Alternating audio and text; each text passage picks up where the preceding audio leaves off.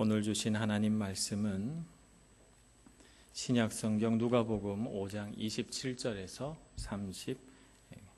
39절까지 말씀입니다.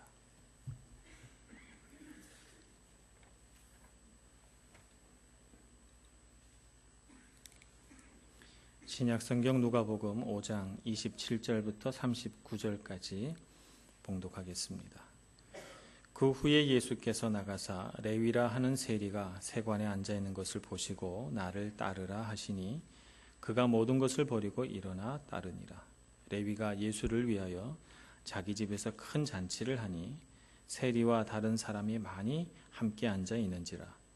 바리새인과 그들의 서기관들이 그 제자들을 비방하여 이르되 너희가 어찌하여 세리와 죄인과 함께 먹고 마시느냐. 예수께서 대답하여 이르시되 건강한 자에게는 의사가 쓸데없고 병든 자에게라야 쓸데있나니 내가 의인을 부르러 온 것이 아니요 죄인을 불러 회개시키러 왔노라.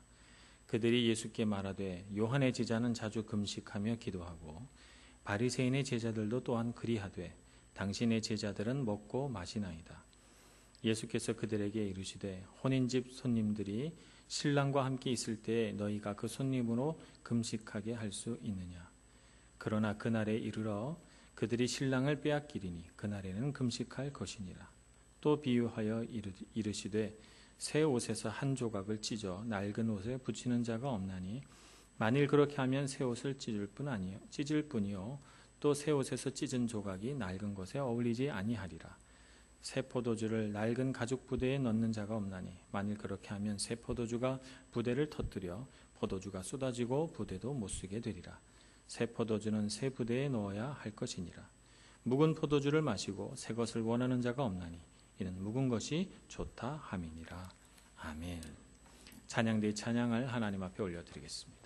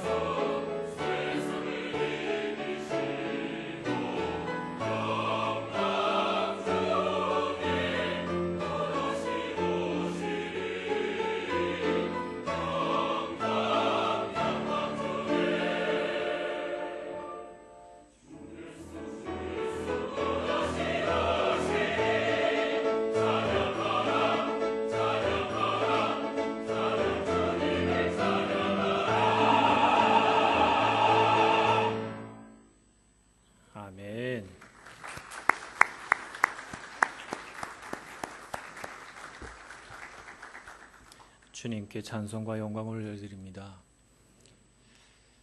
19세기 아일랜드 작가 브렌 스토커라고 하는 분이 있습니다. 이분이 역사의 길이 남을 소설을 하나 쓰셨는데 그것이 바로 드라큘라 백작이라고 하는 소설입니다. 여러분 한 번씩 다 읽어보셨죠? 드라큘라 백작은 그 이후에 등장하게 되는 수많은 뱀파이어, 흡혈귀 소설이나 영화의 그 모티브가 됐던 그런 소설입니다.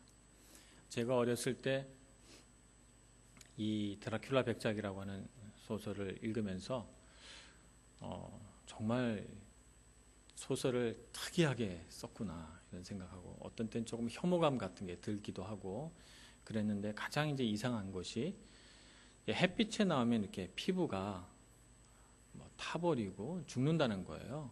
그래서 이 드라큘라 백작이 항상 지하실에 관을 놔두고 그 관 속에 들어가 자다가 이렇게 나온다는 거예요. 그리고 밤에만 이렇게 막 활동하고 햇빛에는 절대 나오질 않아요.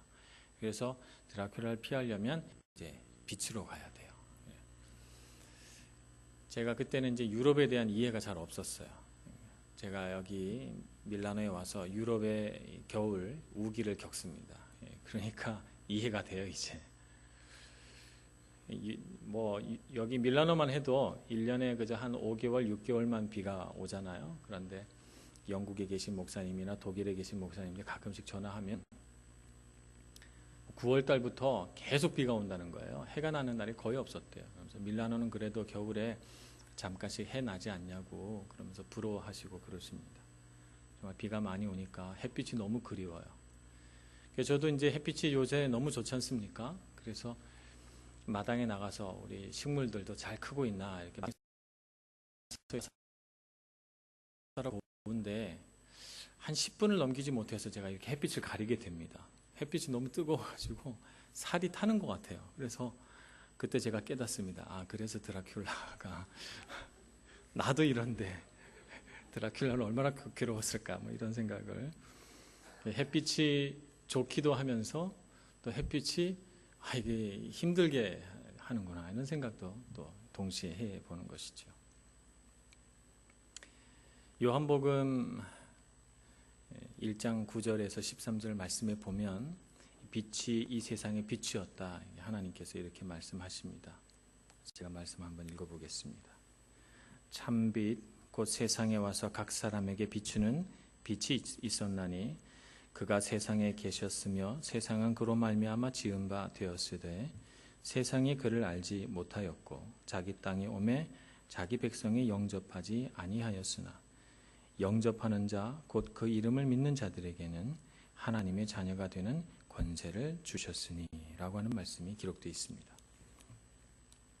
여기 보니까 빛이신 예수님께서 이 땅에 오시고 또 빛을 비추어 주셨는데 세상이 그가 빛이신 것을 알지도 못했고 빛이 비치는 것을 깨닫지도 못했으며 심지어는 자기 백성들이 그를 거절했다라고 기록되어 있습니다. 영접하지 아니했다라고 기록되어 있습니다.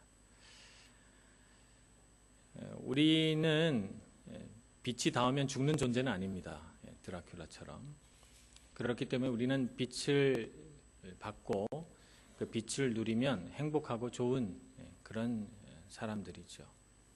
그런데도 우리는 막상 이렇게 빛이 비치면 어떤 갈등에 빠지게 되는가 하면 빛으로 나갈까 아니면 그냥 내가 살던 대로 그냥 이 어둠 속에 그냥 있을까라고 하는 갈등을 하게 됩니다. 아마 예수를 믿으면서 그런 갈등을 저뿐만 아니라 여러분 모두도 한 번씩 다 경험을 해보셨을 거라고 생각합니다. 빛이 너무 좋아서 빛 가운데로 나가고 싶기도 하고 또 때로는 그냥 내가 익숙하게 살아왔던 어둠의 세상 속에 그냥 어둠 속에 그냥 있고도 싶은 두 가지 욕구를 다 느끼게 되는 것입니다.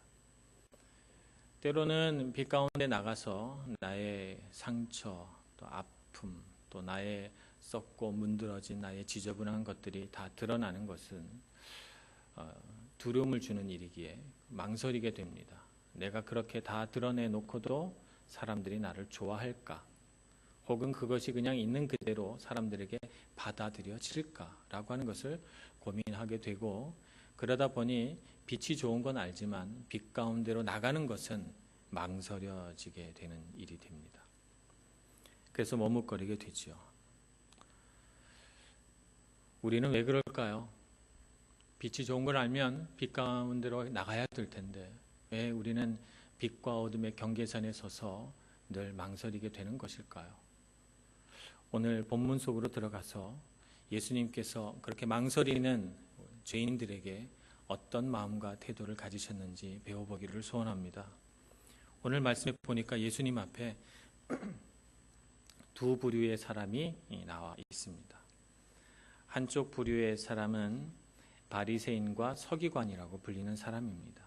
바리새인은 상업을 통해서 부를 축적하고 또 율법주의로 철저하게 자기 자신을 단련시켜서 그야말로 경제적으로도 부족하지 않고 또 영적으로도 사람들에게 존경받는 그런 사람도 있고, 서기관은 대대로 부모 때부터 세습이 되는 하나의 직분으로서 성경 말씀을 그대로 필사해서, 그때는 인쇄기가 없었으니까 필사해서 쓰는 사람들이기 때문에 율법에 정통한 사람들입니다. 그래서 바리새인들이나 서기관들이나 다 존경받는 율법 학자들이요, 존경받는 신앙인들입니다.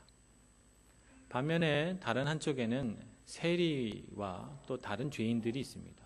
무슨 죄를 지었는지는 알 수 없습니다만 그러나 세리는 분명히 죄인입니다.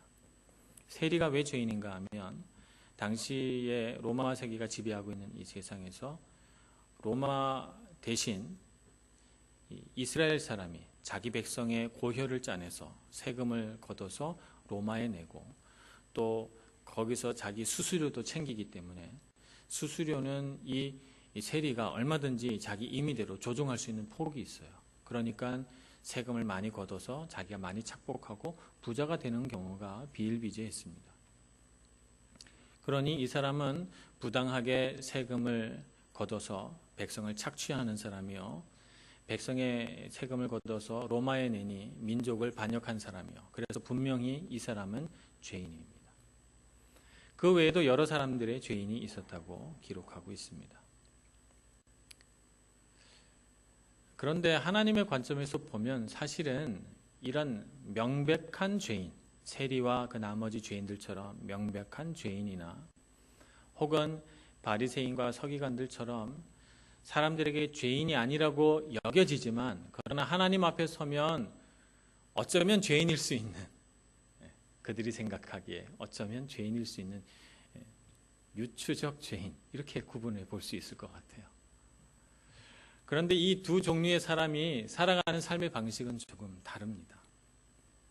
사람들 앞에서는 의인으로 행세하지만 그러나 하나님의 눈으로 보면 죄인일 가능성이 높은 이 유추적 죄인들은 어떤 삶을 살아가는가 하면 표피적인 삶을 살아갑니다. 본질을 추구하지 않고 표피적인 것. 그래서 사람들에게 어떻게 보여지느냐, 그 보여지는 것을 굉장히 중요하게 여기는 삶을 살아갑니다.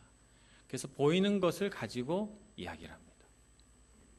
오늘 예수님에게 왜 죄인들과 같이 밥을 먹느냐, 왜 당신의 제자들은 금식하지 않고 먹고 마시느냐라고 질문한 것처럼 그들이 관심을 갖고 있는 것은 사람들에게 무엇을 보여주느냐라고 하는 문제인 것입니다. 그래서 잘못된 것을 보여주는 사람을 비판하고 정죄합니다. 그래서 죄인이라고 분명하게 정죄할 수 있는 사람은 이 바리새인과 서기관 같은 경우에는 상대도 하지 않으려고 하는 그런 경향성을 가지고 있지요. 이들은 그래서 비판과 정죄를 쉽게 합니다. 또 자신의 삶은 자신의 어떤 마음과 보여주는 삶이 분리가 되어 있으니까 당연히 위선적인 삶을 살게 됩니다. 그런데 예수님은 다릅니다. 예수님은 소위 죄인이라고 불리는 이 세리들과 그 나머지 사람들을 제자로 부르시고 그들과 같이 먹고 마시면서 이 유추적 죄인들과는 다른 삶을 추구하시고 또 그들에게 가르쳐 주시고 나누어 주십니다. 어떤 삶을 살아가시는가 하면 예수님은 표피적인 삶이 아니라 본질적인 삶을 추구하시죠. 그 수많은 겉으로 드러난 것 안에 가장 깊은 곳에 무엇이 있느냐라고 하는 것이 예수님에게는 중요합니다. 또 예수님에게 중요한 것은 밖으로 무엇이 보여지느냐라고 하는 것보다는 그 마음 안에 무엇이 있느냐라고 하는 것을 더 중요하게 여기십니다. 그 마음 안에 무엇이 있느냐를 살펴봤더니 사람에게는 다 죄가 있어요. 다 죄가 있으니 요한복음 8장에 예수님께서 간음하고 붙들려온 여인을 둘러싼 사람들에게 말한 것처럼 너희 중에 죄 없는 자가 돌을 들어 이 여인을 치라 라고 말씀하신 것처럼 사람이 다 죄인인데 어떻게 죄인이 죄인을 심판하랴 라고 하는 마음을 예수님께서 갖고 계신 거예요. 그래서 예수님은 심판하고 정죄하기보다는 용서하십니다. 그것이 예수님이 살아가시는 방식이지요. 또 위선으로 자기 겉모습을 꾸미기보다는 예수님은 진실된 마음과 진실된 태도를 그대로 보여주셔서 마음과 밖으로 드러난 것이 일치된 삶을 살아가십니다. 그래서 율법주의자들이 지키는 것처럼 규범과 율법을 철저하게 지키는 삶보다는 마음을 지키는 삶을 살아가시죠. 그것이 예수님의 삶이고 또 예수 믿는 자에게 원하시는 삶의 방식이 그와 같습니다.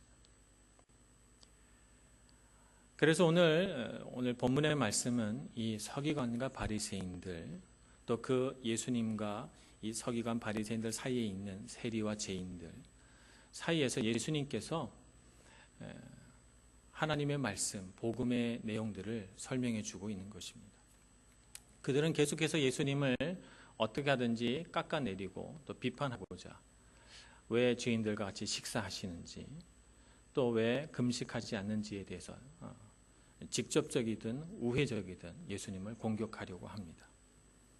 그런 바리새인들과 서기관들의 공격 앞에서 예수님은 당당하게 내가 죄인을 부르러 왔다라고 말씀하시고 죄인들을 향한 하나님 아버지의 사랑, 그분의 좀 한없는 긍휼하심을 그들에게 보여주려고 하고 그래서 서기관과 바리새인들이 그들의 패러다임, 지금까지 살아왔던 삶의 방식, 그들이 지금까지 그들을 그렇게 살게 만들었던 그들의 사고 방식을 바꾸어야만 그래서 새 부대에 새 포도주를 넣어야만 된다고 말씀하고 있는 것입니다.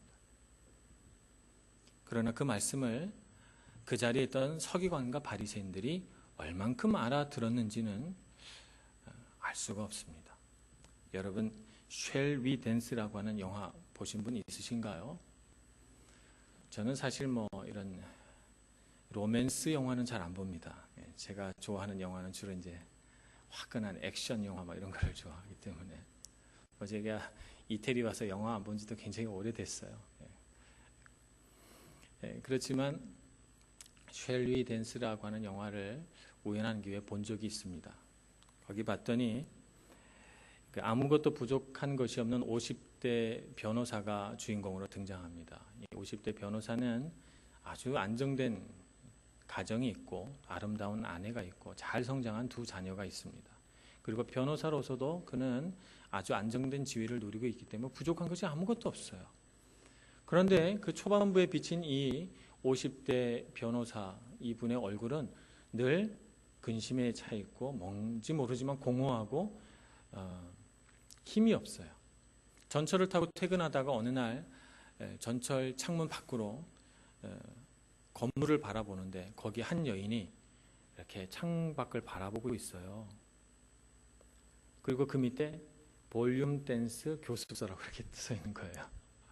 그래서 그 여인이 자꾸 이렇게 생각이 나는 거예요, 이 남자가. 그래서 어느 날 용기를 내서 거기를 가서 그 여인하고 얘기를 해보려고 볼륨 댄스를 우연치 않게 배우게 되고 그래서 정말 그 춤을 통해서 자기 삶이 바뀌게 되는 그런 영화입니다. 그런데 아내는 남편이 바람을 핀다고 생각을 해요. 막 괴로워합니다. 괴로워하고 탐정을 붙여서 조사도 하고 그러다가 남편이 춤을 추고 있다는 사실을 알게 돼요. 결국 춤 경연대회에 나갔다가 아내에게 들통이 나고 마는데 왜 춤추는 것을 숨겼냐라고 아내가 물었을 때 이 남편이 이렇게 대답하지요. 여보, 내 삶에서 가장 자랑스러웠던 순간은 당신이 내 곁에서 행복해 한다는 거야.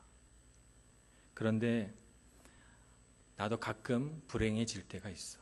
불행하다고 느낄 때 당신에게 말하지 않은 이유는 내가 가장 소중히 여기는 사람이 그것 때문에 아프지 않기를 원하기 때문이야 라고 말했어요. 저는 그 대사를 보면서 이 사람의 사랑이 참 배려가 깊구나 그런 생각을 하는 것과 동시에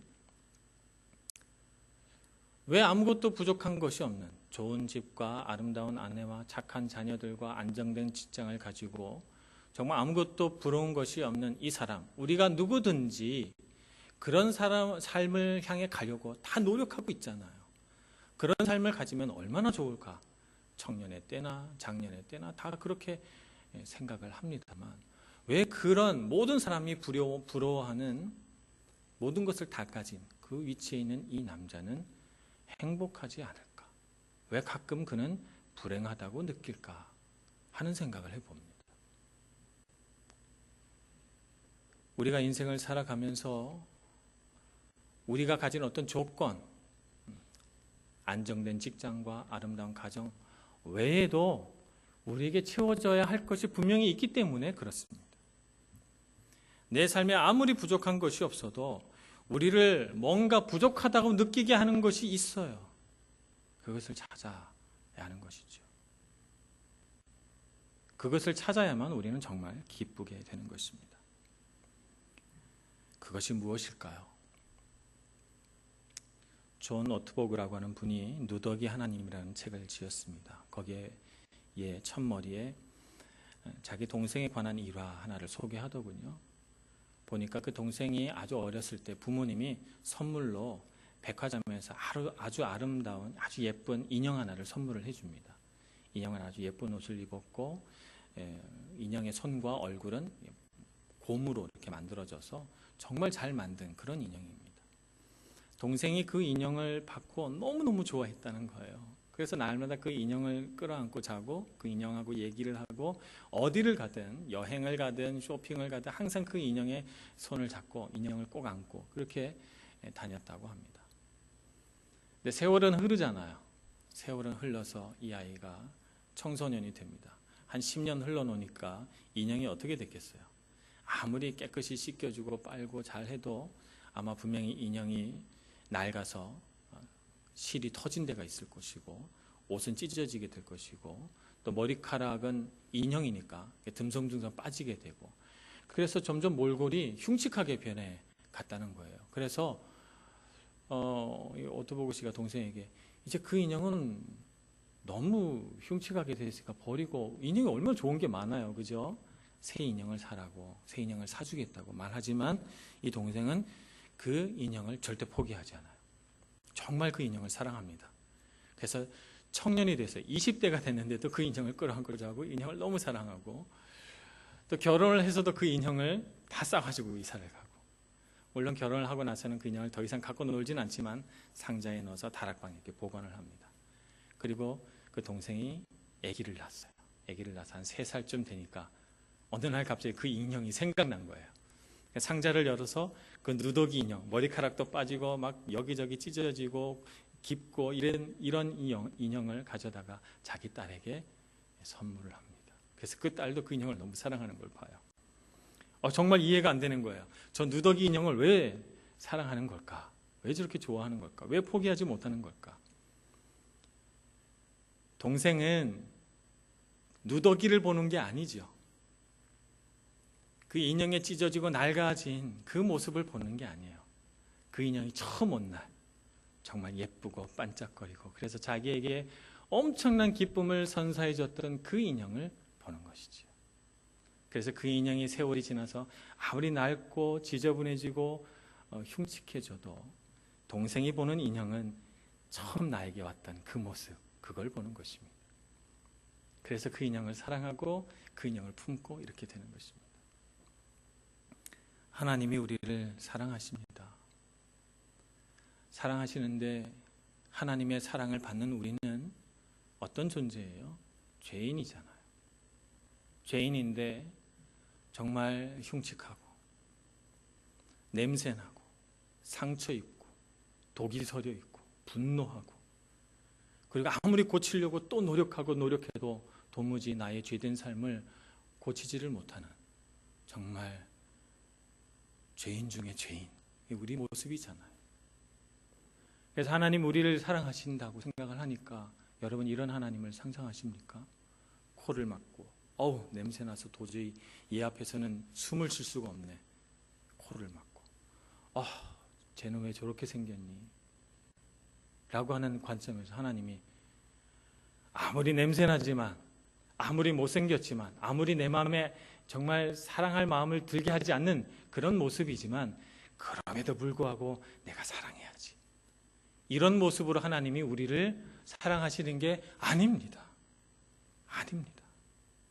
하나님이 우리를 사랑하실 때는 그 동생이 아무리 누더기가 돼도 그 누더기 인형 속에 처음 나에게 왔던 그 원래 아름다운 인형의 모습을 생각하면서 사랑한 것처럼 하나님은 우리를 볼 때 처음 하나님께서 우리를 지으시고 정말 아름답게 하나님의 형상으로 지었을 때의 그 찬란한 모습을 바라보면서 우리를 사랑하십니다.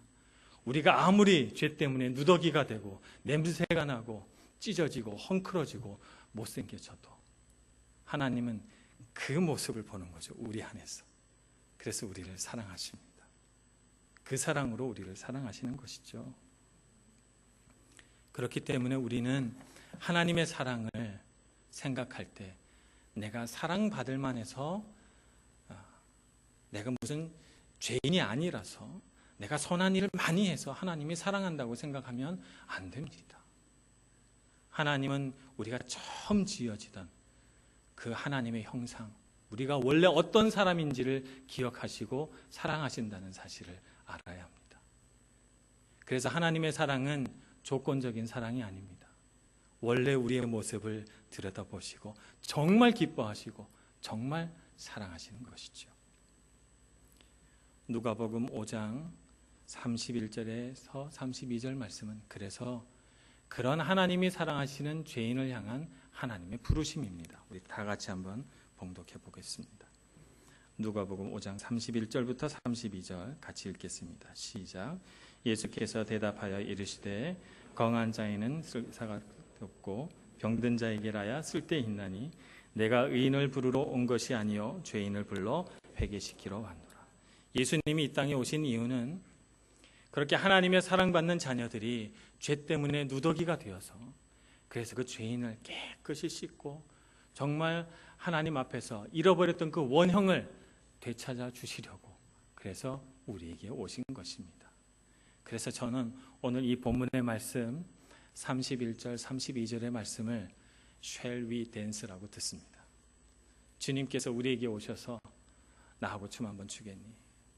정말 나는 내 마음속에 기쁨이 없고 내가 기쁠 만한 것들로 내 삶을 아무리 채워도 내가 기뻐지지가 않고 행복해지지 않는 이런 삶 속에서 주님께서 오셔서 Shall we dance라고 내게 손을 내미시는 것으로 느끼는 것입니다. 나하고 같이 춤을 추면 기뻐질 거야. 나와 같이 손을 잡고 내가 너를 얼마나 아름답고 존귀하게 지었는지를 다시 떠올리고 기억하려 이라고 하는 하나님의 음성인 것입니다. 그 음성을 따라서 여러분의 삶의 자리에서 여러분을 불행하게 하고 여러분을 부끄럽게 하고 여러분이 죄라고 분명하게 판정 지을 수밖에 없는 그런 삶에서 떨치고 일어나시기를 축복합니다. 그래서 주님의 손을 잡으시고 주님의 그 손을 붙잡고 여러분도 멋있는 왈츠 한 곡을 추시기를 바랍니다. 이렇게 예수님의 손을 잡은 사람은 절대 죄를 지을 수가 없습니다. 죄를 짓지 못합니다. 삶의 기쁨으로 가득 찬 이 사람이 어떻게 죄를 지을 수 있겠습니까? 그래서 이 사람은 새로운 패러다임 속으로 들어가는 것이죠. 하나님이 만들어 놓으신 새로운 가죽 부대 안으로 들어가는 새 포도주가 되는 것입니다. 그래서 여러분, 예수님은 우리의 삶이 바뀌고 우리의 마음이 바뀌고 그래서 예수님 품 안에서 새로운 피조물이 되기를 소망합니다. 그런 하나님의 사랑 안에서 새롭게 만들어져 가시는 여러분 모두가 되시기를 축복합니다. 기도하겠습니다. 은혜가 많으신 하나님 아버지, 주님의 크신 사랑을 마음에 품습니다.